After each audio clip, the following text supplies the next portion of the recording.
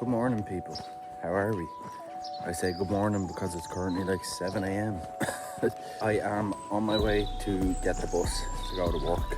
My day is now like 8:30 till 5.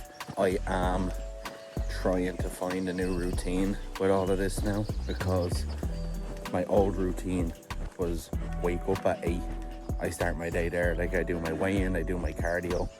Where now I'm up at like 6, half 6, and when I go to weigh myself I'm a lot heavier because I can't have a bathroom movement that early in the morning for some fucking reason. I'm only getting like 6 to 7 hours sleep where I was getting 8.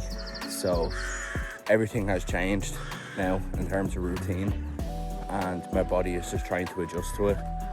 So I'm not expecting great things in terms of like progress this week on the cut, but we're still getting our training in.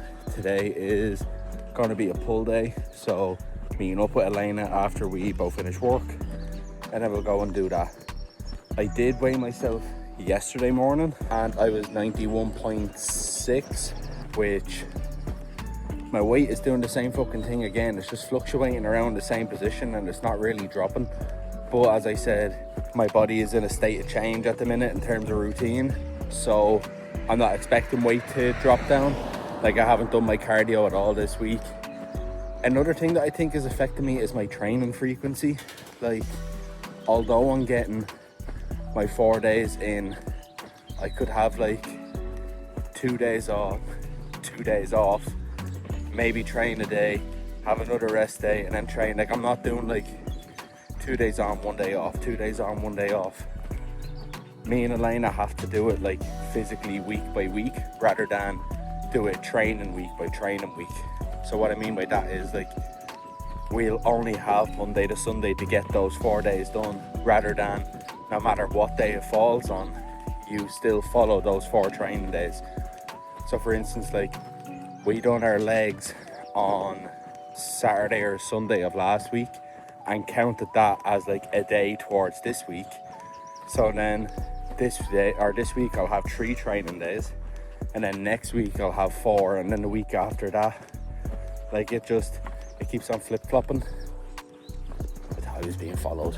Yeah, it's a bit all over the place at the minute, trying to get our feet under us with me starting a new job, the traveling then as well, trying to find days that suits the both of us to be able to go, so Elena's not traveling back and forth all the time and that I can still make it for buses and trains. Trying to find days that there's later buses and trains so I still have time to record when I'm in the gym. It's just a lot of figuring shit out, but we'll get there. I'm gonna walk to the bus now. As I said, I probably won't be able to record until later on this evening because again I have work. Maybe I'll record on my lunch break, we'll see. But for now, bye bye. Gym time. I'm not gonna lie, these days are not linear. The day that I started recording that video, I didn't bring anything with me to the gym. I completely forgot to even pack for doing a fucking video. We're a few days later, and that seems to be a fucking reoccurring theme with a lot of these videos, is that I start them and then finish them like a few days later. I'm sorry, I'm trying to get on track, but new job, new gym, traveling. Give me a fucking minute. But yeah, today is pull day and we're starting with an upper back row. I might swap it, we'll see. I've started it, so I may as well just finish my sets on it. I'm probably not lifting like crazy amount of weights on it. I'm only doing like a plate aside because I'm getting used to the machine.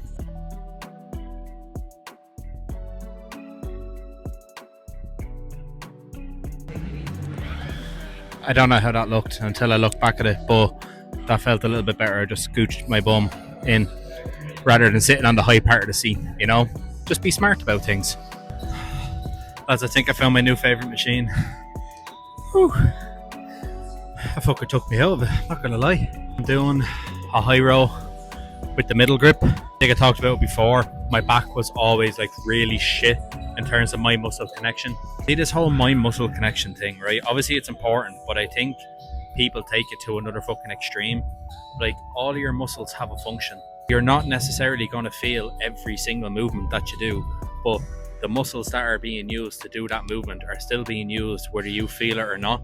Obviously with certain movements that rule doesn't apply.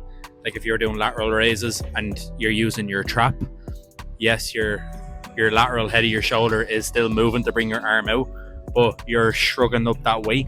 So your trap is a bigger muscle than the lateral head of your shoulder. So therefore, you're going to be using more trap to do the movement than you are your shoulder. It is applicable to a lot of movements, like a bicep curl, for example, right?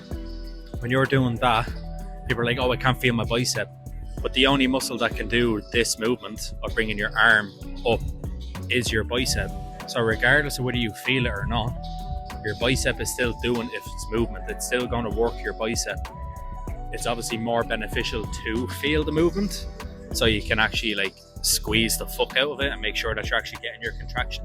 But don't feed into it too much and like fuck off movements just because you're struggling to feel it. You're only going to be able to feel the muscle if you train that muscle to get stronger and connect with it better over time. So I used to get really frustrated that I couldn't use like my lower trap, but then after taking time off of training and my body kind of reset itself, now I'm able to connect with my back way better than I ever was before. So it just takes time, it takes practice as well as everything else. Oh, right, I gotta catch my breath and do my last set, so give me a minute.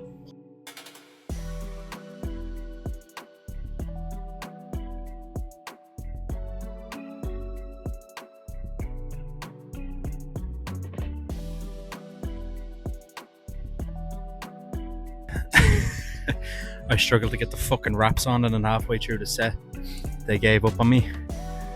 I was aiming for 8 to 12. I think I got like 6, maybe 7. Last 2 sets I got 9 and an 8, so I'm not too mad, but I think that weight is good. I feel like I could have had it if my wraps didn't give up, but sure, we move. Right, that's it for rows, because I done an upper back and now I've done a neutral grip kind of high row for mid back. I am gonna go and hit something for lats. I think I gotta do a cable pullover. I haven't really written up a program for myself yet, just because look at the place, look at all the equipment. I'm just kind of fucking around with stuff that I haven't used before to see what I like, and then I'll go for there in terms of a program. But yeah, I'm gonna go see what I want to do for lats. I'm gonna do a cable pullover because lads, they have a Vulcan grip. Like if you want a Vulcan grip, you have to order it online. You come in here, it's just on a fucking rack. I might do 3 or 4 sets because it's the only exercise I'm actually doing specifically for the lats.